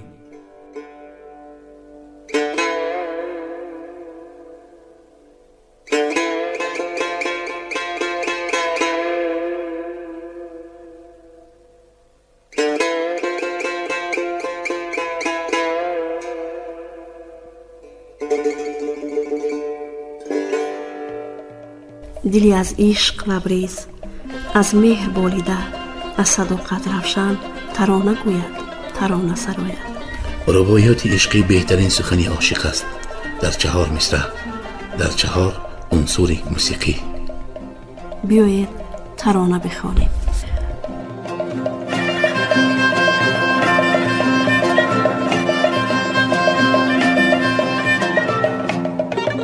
در آماده نمودن گفتار آزاد آزادگان اینها سهم گذاشتند: شهاب‌الدین حق نظر، فیروزه شریف، نوریدین صوفی زاده، علیله سلطان بیگ، منوچهر طاهر. شاد باشید.